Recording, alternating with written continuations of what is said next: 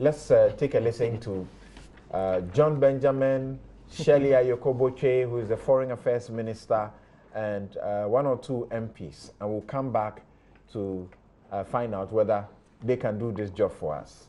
Members of Parliament in the UK have or ever have had a diplomatic passport. So there's an issue here, there's an issue around the world about who precisely is entitled to diplomatic passports in different countries. As regards members of Parliament, anywhere in any country, I think it's reasonable to say that members of Parliament anywhere should set the example for those who elect them in upholding the law, since, of course, one of the prime duties of members of Parliament is to pass laws and to hold governments accountable for the implementation of those laws. Now, I do need to stress, as the vast majority of members of Parliament we deal with are honourable, and they make applications in a straightforward way. But that makes it even more disappointing if there are a small number, incidentally, from both the main political parties, who betray that trust and who may be involved in deliberately trying to circumvent our visa policy, with the result that people end up illegally in the UK. There should be sanctions. I mean, just as the minister can ask that a prominent citizen or a member of government or approve the issuance of a passport, I believe so can the minister also consider the withdrawal of a passport of somebody who has misused or abused the use of a passport. So that is something that can be done. But the matter that you're referring to is a matter that it's a letter that was written to the Speaker. I just want to find out, wait for the Speaker to come up with his findings, and then I will act on it, because then we'll have concrete evidence that this is what has happened, and give the members the opportunity to give their side of the story, although we know what it is. But, due process must be followed. He said there are about 2 or 3 that he was investigating. And 2 of them, he mentioned their names to me. One person declined to comment. He said there was no truth whatsoever, so he would not waste his time. The other person was so angry, he walked to the High Commission and disputed, whereupon he called to inform me that the person had come there indeed and shown rudeness to him. And he said he was going to follow up. Meanwhile, he encouraged me to still pursue the other cases, which is what I'm doing. Okay. Only to wake up, as I said today, and be bombarded with this. In the circumstance, the matter has left my court. And as a matter of fact, I'm not going to do anything about it again.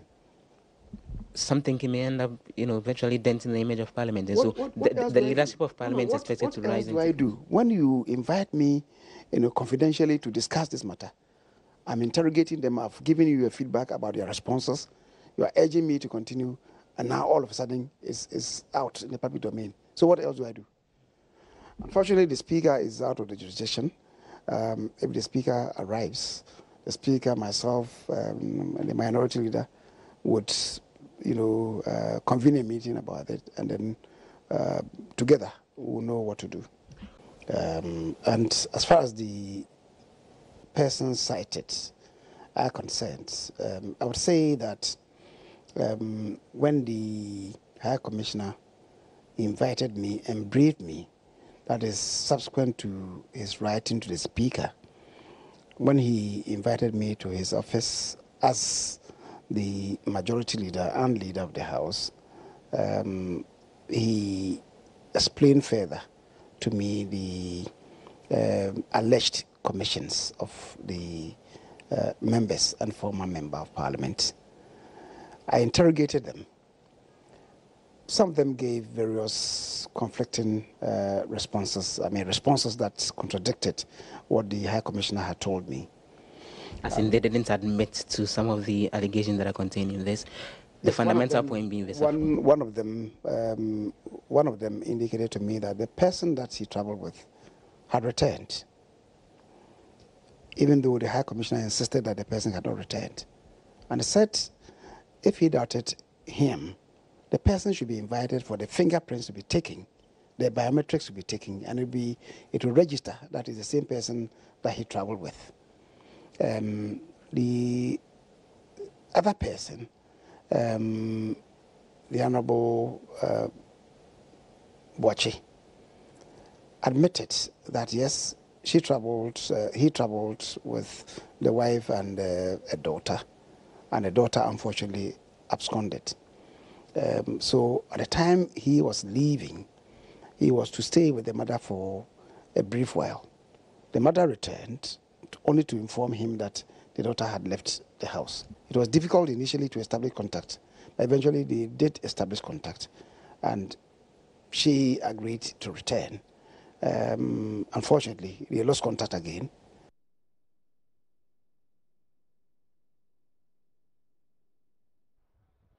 All right, so that is where we continue with that discussion, or we commence that discussion. You heard John Benjamin, who is the British High Commissioner to Ghana. He first spoke, and he's the one who has brought about all of this discussion because he wrote a letter to the Speaker of Parliament complaining about some MPs and an ex-MP who are involved in what is not honorable. And so I wanted the Speaker to take some steps, to take some action. And you heard Madam Shelia Yakoboche, who is the Foreign Affairs Minister, also speaking about the matter, but to the effect that she was only copied on the letter, her outfit cannot be expected to take any steps, if there are any sanctions that ought to follow. And she would await on the Speaker. And she answered some questions about the diplomatic passports and how they are issued in the first place. And then you heard Honorable Che Mensah Bonsu, who is now the Minister for Parliamentary Affairs. And he also expressing disappointment. There are other members of Parliament who have expressed disappointment at John Benjamin for attempting to resolve an issue internally or complete an investigation internally and then proceeding to the press, as it were. But did he actually proceed to the press? Was the letter not leaked?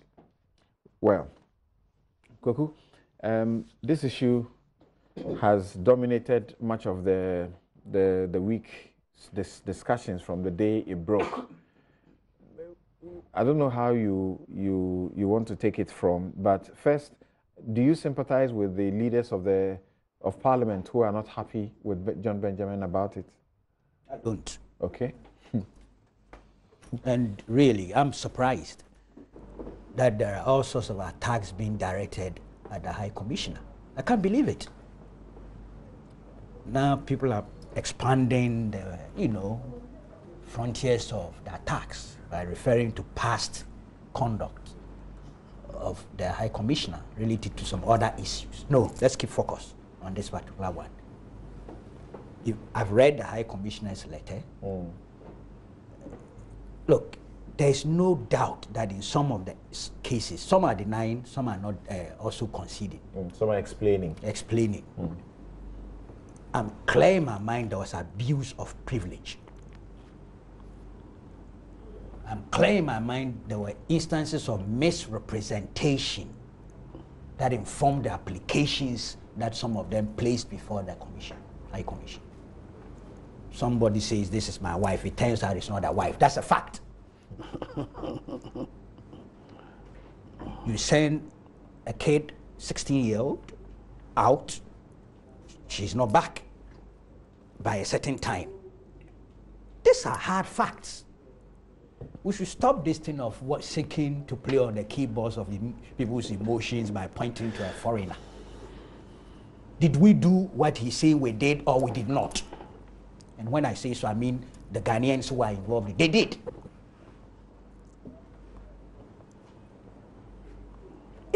Look, I don't get it. I think that the Speaker, I don't know what had been happening since January 20th when the letter was sent to him. I don't know. But whatever it is, there is a need for the Speaker to refer this matter to the Committee of Privileges, or if he likes, to set up a special purpose committee for investigate it, particularly when some are denying and rationalizing and explaining. It may be unfair on my part to judge, but I'm inclined to believe this letter written by the High Commissioner, 90 to 95%. The Committee on Privileges should be investigating misconduct or conduct that has brought the reputation of Parliament into disrepute, which will be contempt, or what should go on? No, but the 3 sitting members, it appears 3 are still members. Yes. So I think they qualify to be. The Speaker can decide that, look, I'm not sending it to the Committee of Privileges. I may set up a special committee. He can decide that together with the leadership, or the House itself can. They did it not too long ago. So I'm not sitting here and insisting on a particular format, but I say this amounts to abuse of privilege. And it brings the image of Parliament into disrepute. And if you go into the standing orders, if your conduct, even if you are a member, can bring Parliament into disrepute, you are liable for some examination as well as possible sanctions. There may be difficulties with the Privileges Committee because the chairman of that committee has already come forward and publicly stated his disgust at what John Benjamin has done. Unfortunately, that shouldn't have happened. In my candid opinion, all the leaders of Parliament or leading MPs who are talking and attacking the High Commissioner are just not doing the right thing, even if they have a case.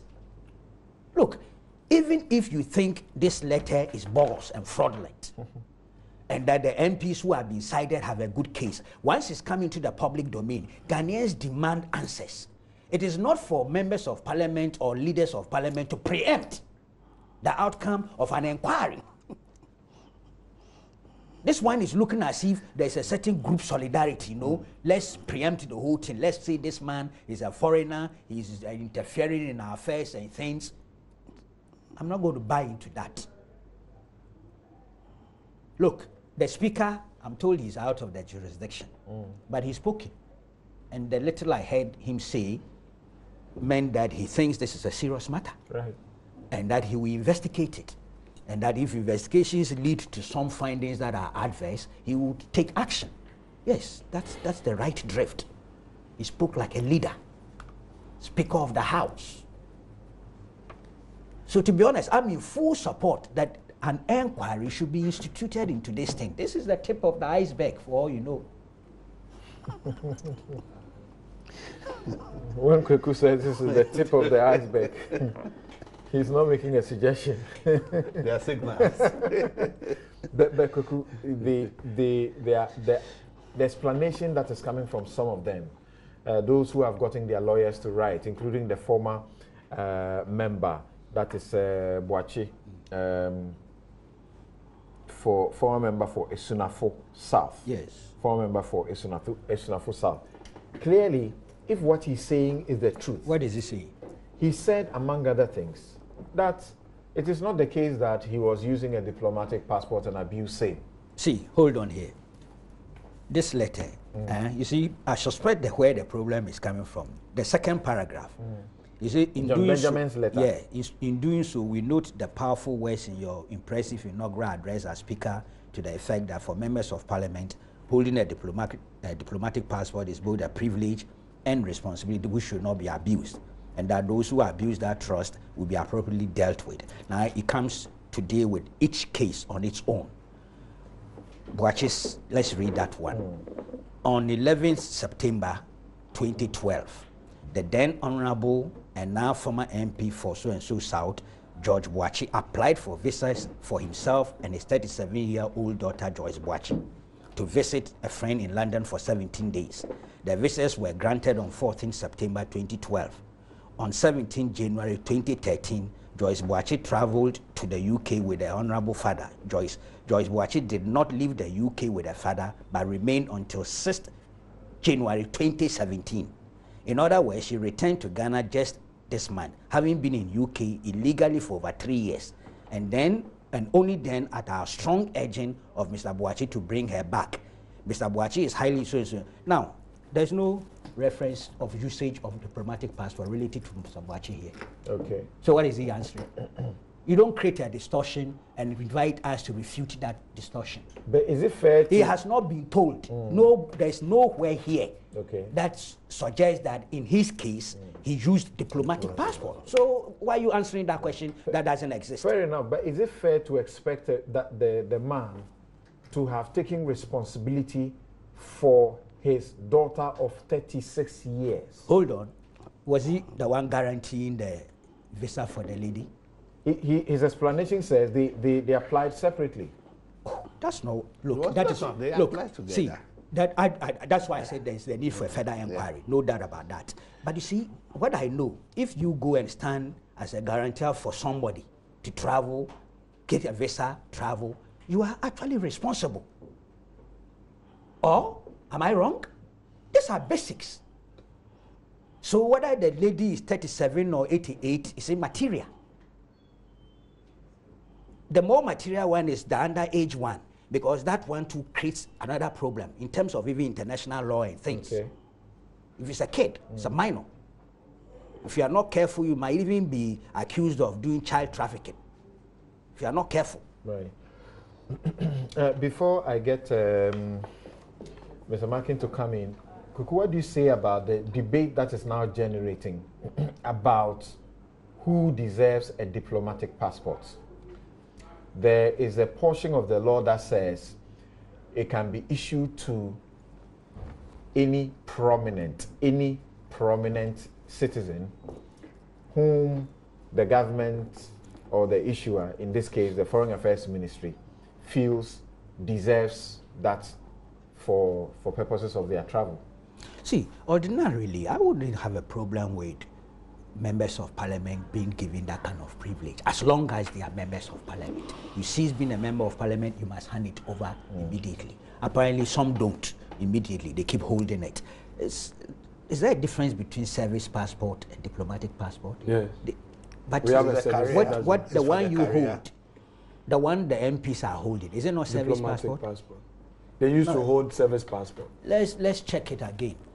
Let's check it again. But the point really is that I don't have anything against that principle if you are serving the state and in fact it should be an official assignment. The impression I get is that if some are even going on their own private trips, they want to apply that diplomatic thing. I find that difficult. The very moment you cease being an MP, we should take that passport back. But you remain a prominent Ghanaian. Yeah, but that The law allows you to. No, prominent. But No. What's the No, difference? I mean, law, what is the The definition law, of prominent? let you Yeah, take but it that on is from okay, there. sorry. The law does not provide for MPs holding diplomatic passports. We understand from Shelia Ekoboche, the Minister for Foreign Affairs, that this was a courtesy that was extended to all members by late President Mills. And it appears it's become sort of a precedent. And so members of parliament are getting it. I Well, see. what I know, I didn't know that. What I know for a fact, that previously members of parliament were given service passports, and that later changed to being given the diplomatic passports.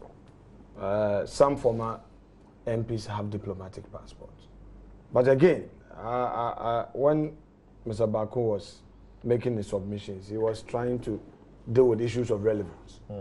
I was surprised that the aspects of diplomatic passport, which was introduced by Mr. Benjamin in this whole matter, where in a way he was trying to now question holders of diplomatic passport and who should have it and who should not, and all that. He did not deal with it. But I strongly disagree. No, diplomatic passport, different person. Boachi's case, there was No. nothing like that. After, if you read further on, Yeah, he there was is. talking about former MPs Yes. who are using diplomatic Yes, passport. yes. But that is not his business. was only giving us the facts. No, he doesn't need to. No, he doesn't need to. You are talking about relevance. You are saying let's deal with the facts. So he went the extra mile.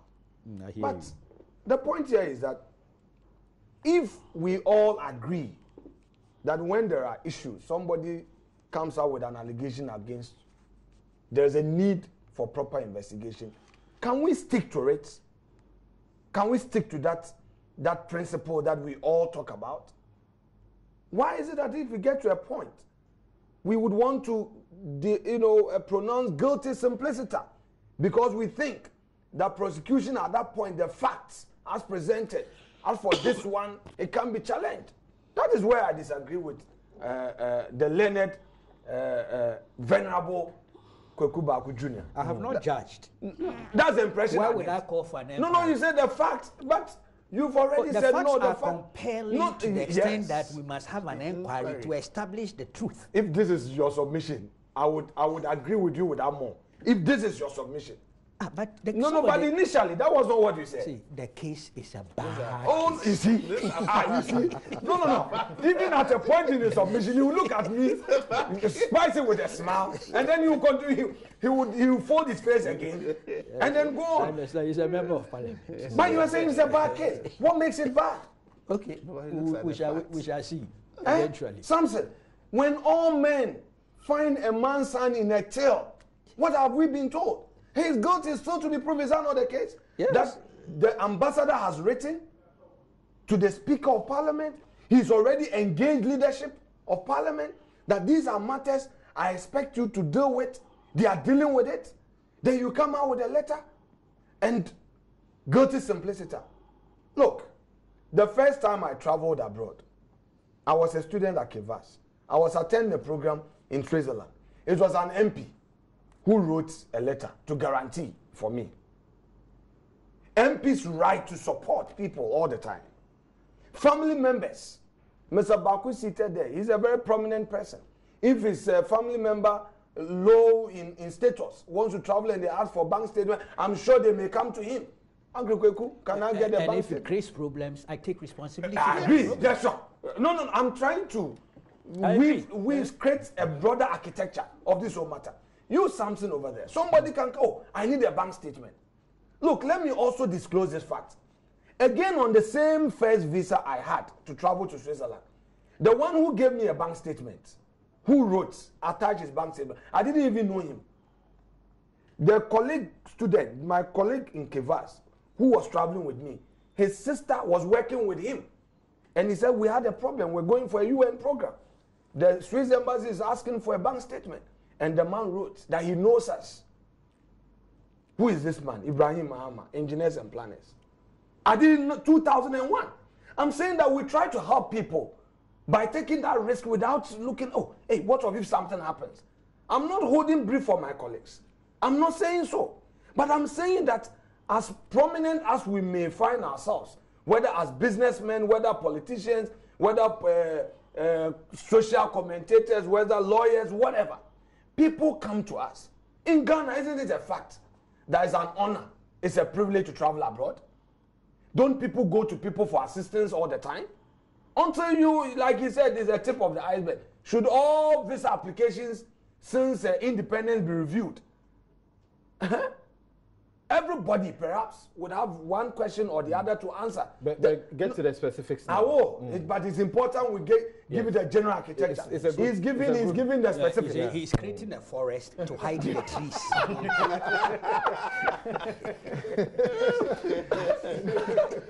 Kweku says he's creating a forest to hide the trees. Which trees can be hidden in the forest? Every tree can be identified. The specific trees are hidden in the forest. We can't see anything. So, Samson, as for me, I would say that the fact that the ambassador has written to Speaker, and I'm happy Kweku says that he has confidence in the Speaker, that he would do that which is appropriate. Let's allow Speaker to do that which is appropriate. And one thing I'm also happy about is the fact that the High Commissioner himself concedes that all of us as honorable members must do that which is honorable. And he is also not forgotten. In the submission, the interview, I got the impression that he conceded that even in his own backyard, in the United Kingdom, 2 or 3 years ago, we had what happened. That was even corruption. People clocking and taking money from the crown. MPs, expenses and all that, taking huge sums of money. Okay? These are things. And when the MPs were in, they say, oh, it's a human institution. We all make mistakes and all that. So I agree. These things happen. His own country, it has happened there, even in its worst form. It is not a justification. It is not a justification. But then at least, if you decide to engage leadership, engage them. I know my colleague Eric Achampo, the beer. I mean, a very nice gentleman. We've served on finance committee. My other colleagues, Edu and others, we have spoken to them. We sit together in parliament. I don't think that they were really engaged in visa racketeering, as in for profit, that they would want to go and abuse diplomatic privilege because they want to earn some money. Is that why the commission? No. But what do you say? The impression I get, the impression I get from visa racketeering, the one whose wife, the one whose wife at the British High Commission is different from the wife at the different embassy. Samson, I am not. Is he in a polygamous relationship? Samson, maybe customary marriage. With the greatest respect. Pardon me. Don't get me to answer specific questions anchored on the allegations of the ambassador or the high commissioner. Don't ask me specific questions anchored on the fact as he's put out.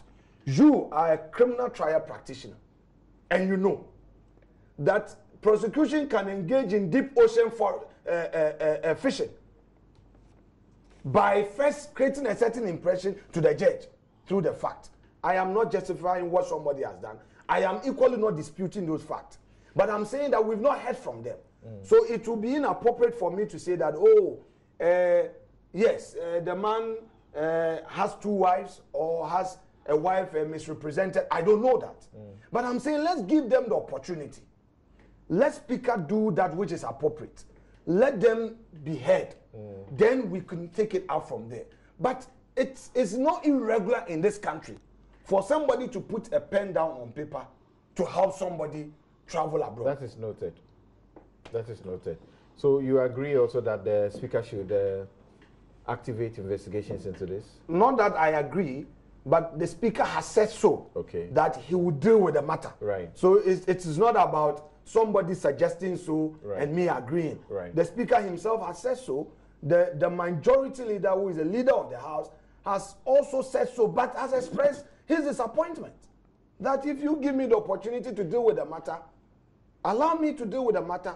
You've invited me to your office. You have confidence in me. Give me the opportunity to deal with the matter.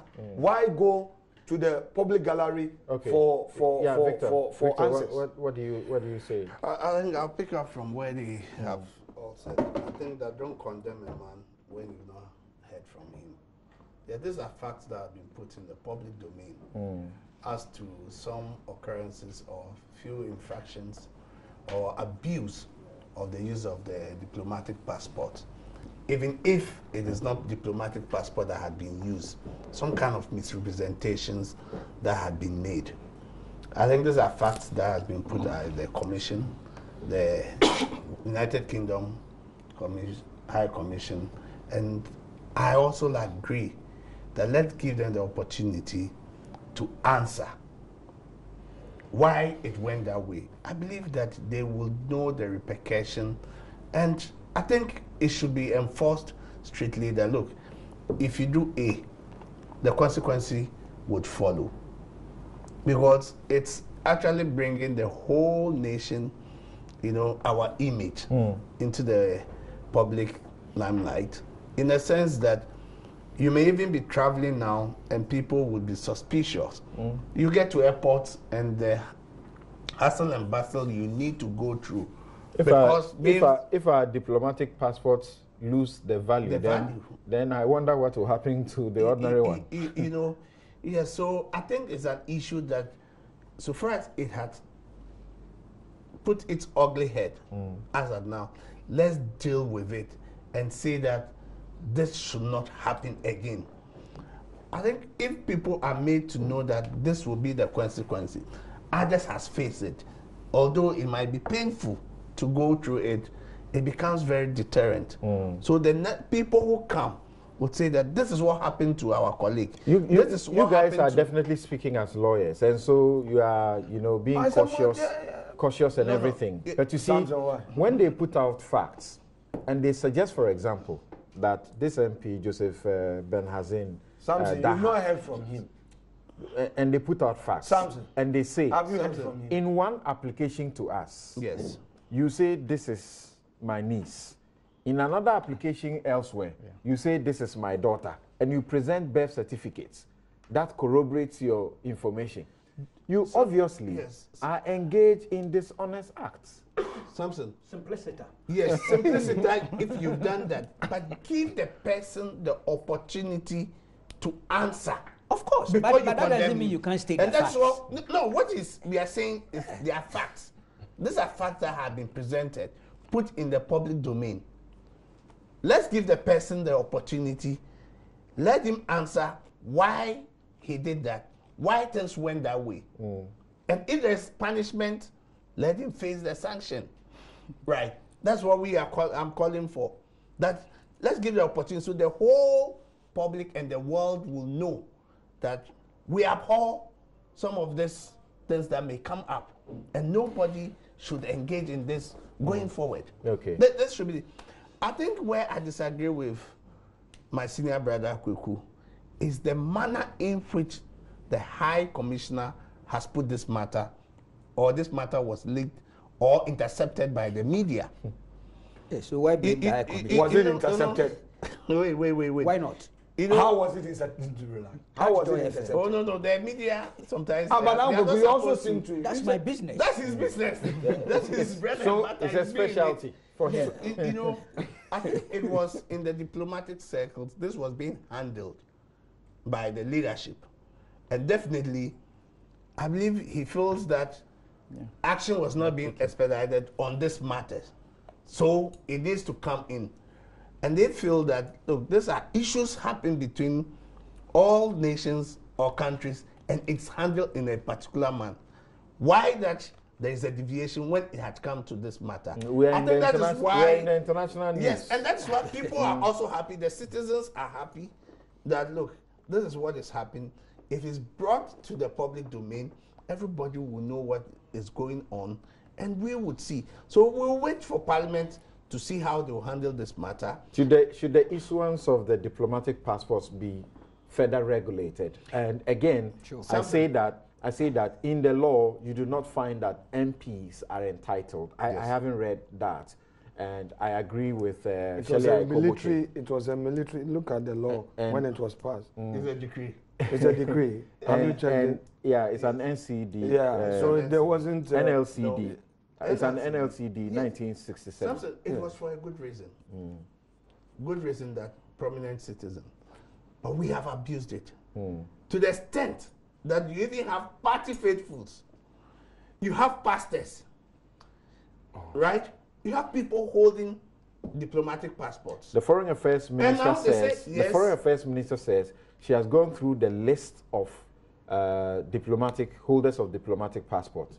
She can't find the pastor thing that we are talking about. She can't find that. It had always happened. It's being sanitized. If it is being sanitized, that is good for us.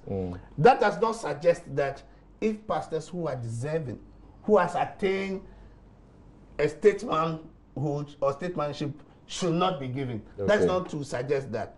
That's not also to suggest that people who are deserving and has contributed to the building of this nation, when they need it, they should not be given. But now, it is the abuse of it. The small bit I want you to help with, maybe Mr. Macken will give some 30 seconds word on that, about the interpretation of the law. Section 6, diplomatic passports, says the minister may issue a diplomatic passport to a member of the government, and this is the operative word, proceeding abroad. Proceeding abroad on an official government business. Yes. And the wife of that member who accompanies him on the journey. If you go further, you will find that the use of proceeding becomes critical. For example, look at section 6(1)(f). A prominent citizen or high public official proceeding abroad. Should these passports be given and be kept forever with these people? No. I don't think the intendment or the tenor of that construction is that it should be forever. It should be kept. First, it should be for official assignments. Where there are needs, you know, there are some negotiations or other things when countries are going. People who are prominent are even included when they are not public officers. Okay. To do some kind of negotiations on behalf of the country or some duties. So for how long should they keep the passports? The passport. If you are not doing any business for the nation, I don't think you should. You can be given the courtesies where you'll be taken to the VVIP and the rest, but it does not mean you travel on the. Mr. Markin, does it not simply mean proceeding abroad? Abroad. And then it asks on official blah blah. But my interest is on the proceeding. Does it not mean that it is very limited to the specific purpose of a travel? I don't think so. Practically, I mean, let me speak from practical facts. When we came to Parliament, we issued the passports, and it's valid for 5 years. Yes, is it 5 years? Yes. So until it expires, you have it. All right. You could travel with it on official assignment anytime there's such an opportunity. And of course, somebody may have a valid visa in it, and if you are traveling on a vacation, you still use it. I mean, I don't see anything really wrong. I don't think that the High Commissioner or other countries, they have two different passports, and when you are serving your country in that capacity, you would have a regular passport and a diplomatic passport, and depending on the nature of the travel. All I want to say is that taking, undue advantage of the privilege is what perhaps nobody expects one to do. But if you have a diplomatic passport because you're a public officer or you're a prominent citizen, and at the discretion of the minister, you deserve to have a diplomatic passport, I don't see anything wrong with it. I don't. Okay. Yes. Yeah. Being elected as a member of parliament is a very good privilege. It's a privilege. But I think this privilege must be exercised with a lot of responsibility. This is not the first time this year that Parliament, the integrity of Parliament has been brought into questions. My reading of the letter that the High Commissioner wrote gives me a clearly different interpretation, because I believe they were acting based on the laws, UK immigration laws. And then what happened have two implications: the specific and then the generic implications. And whenever you abuse, quote and unquote, I'm using it with the high sense of discretion, laws of UK's visa application process or immigration laws, they will have to deal with you in the ways that reflect their laws. So the generic implication has to do with the fact that, the specific has to do with the fact that those individuals were given a 10-year ban to the UK, and it will make their subsequent application will be done through the online application system. The generic has to do with the snowballing effect. Now all our MPs will now be put on high scrutiny. They say they're going to alert other diplomatic missions in this country so that they'll be aware of it. So my reading of... Do they have to alert them? They are all following and watching what is going on. So my understanding is that you have done something that we think is against our laws. And when you do those things, these are the punishment that we're going to give out. But we also entreat our Ghanaian counterparts to institute an investigation which we are willing to assist in unraveling the mystery of the issue. So I understand the Honorable Markin statement that we cannot just pronounce them guilty until we give them fair hearing. That has to do with the measures Ghana will take as a country. But the UK in fact, Kweku agrees with that. But the UK has already taken their decision. Now, I don't want you to quote me as the only man on that point. Kweku agrees that we don't have to pronounce them. Yes, so he also does. And there's something. It's a fundamental thing. Yes. No, but I just want you to emphasize. Okay. Yeah, but you see, you are able to do what we call prima facie. Yeah. That's what Kweku has done. I smell a bad case. Kweku is making a conclusion on, prima facie. That on the face of the documents seen, or the information available. So Samson, you agree with that? So my point is, I ask questions. My point is, I think this has to do with what the Parliament of Ghana or the state will do regarding that issue. Right. But the British has already done what they think is right. Correct. To be done. So as to whether we accept it or we challenge it in court, that's another issue. Right. But I don't think what's going to happen maybe in Ghana will have so much effect on the decision that they have already taken based on their own laws. A friend of mine who is a lawyer says that when an Akan man says, my daughter, it's used interchangeably with niece, etc. Kweku has daughters who are not necessarily his children. Give the accused some hearing. My grandmother was asked how many children she had at the embassy, and she mentioned 30. Obviously, obviously not, so but she included children of her siblings. Yeah, I hear you. But what do you say of the diplomatic passports and how they are issued? Because that's now becoming a debate that is given to MPs, is given to any prominent citizen. I think if we're going to use that word, go strictly by that way, any problem, then I think almost every Ghanaian will have a diplomatic passport because almost every Ghanaian is prominent in a way. So I think we have to seriously revisit that law and then make sure that people who are using it at the right time for the right purposes of enhancing the interests of the state. Okay. So maybe a former lecturer or a professor in the university is a unique in a way. And how many professors do we have in this university? Okay. They should all have diplomatic passports. So I think we have to have this. Not all of them are prominent, so to speak. Okay, thank you very much, and may have need for that anyway. Thank you. We'll take a break here and return to deal with still matters with Yoko, matters with employment and threats of demonstration by nurses and NAGRAT, particularly because, as you know, 26,000 names are likely to go off the payroll because some people are not biometrically captured, and so on and so forth. We'll deal with those, but like my guest and people seem to acknowledge, the people at the UK embassy and the other places, they don't understand your extended family business.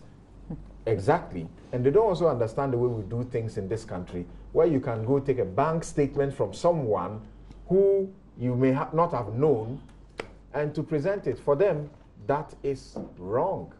We'll be right back.